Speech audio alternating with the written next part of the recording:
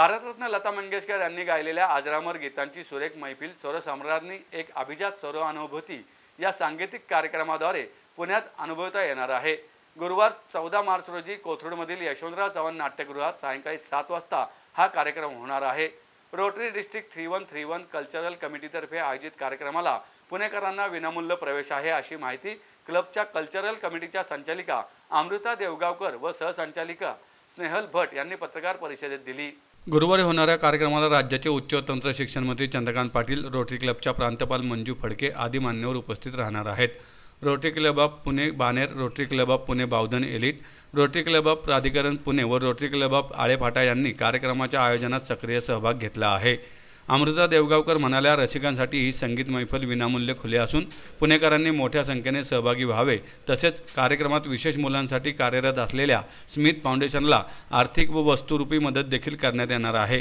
स्वरसम्राज्ञी या स्वरमैफलीत शिलू मेहता, स्वरदा गोडबले, दीपक महाजन, केतन गोडबले हे गायन करणार आहेत। स्नेहल भट म्हणाल्या, कार्यक्रमात मुकेश देडिया, अभिजित बधे, अमान सय्यद, विशाल गंडरतवार, सचिन वाघमारे हे कलाकार वादन करणार आहेत। अमृता ठाकूर देसाई यांचे संगीत संयोजन असून हेमंत उत्तेकर हे ध्वनी आणि विजय चेन्नूर हे प्रकाश योजना करणार आहेत। Rotary Club of Pune heritage, Gandhi Bhavan, Tilak road, Phoenix, Kothrud, Karvenagar, Warje, wisdom, Sarasbaug या सदस्यांनी देखील यात सहभाग घेतला असल्याचं भट यांनी सांगितलंय। रोटरी डिस्ट्रिक्ट 3131च्या कल्चरल कमिटीने हा कार्यक्रम आयोजन केला आहे। स्वरसम्राज्ञी 14 मार्चला संध्याकाळी 7 वाजता यशवंतरावला। त्याची कन्सेप्ट आणि डिझाईन आणि सगळं सूत्रसंचालन हे माझी को डायरेक्टर आमची स्नेहल भट करणार आहे आणि मी त्या कल्चरल कमिटीची डायरेक्टर आहे।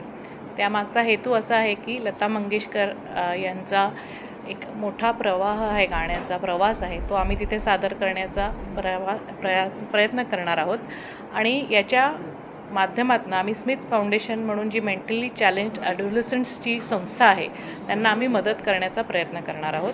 त्यामध्ये आर्थिक मदतसुद्धा आहे आणि आम्ही एक असा आमचा प्रयत्न आहे की त्यांना एक म्युझिकल इन्स्ट्रुमेंट म्हणजे कॅसिओ किंवा पियानो असा द्यावा, म्हणजे ते मुलं निदान स्ट्रिंग नाही वाजवू शकत पण याचा एक ते प्रशिक्षण नक्की ट्राय करू शकतात। सो याच्या मागचा हा उद्देश आहे की स्मिथ फाउंडेशनला सुद्धा चांगली मदत व्हावी। त्याचबरोबर रोटरीनी आत्तापर्यंत केलेली बरीच कामं आहेत ती लोकांपर्यंत, सामान्य लोकांपर्यंत जे नॉन रोटेरियन्स आहेत त्यांच्यापर्यंत यावं, ही हा आमचा अधिक एक उद्देश आहे।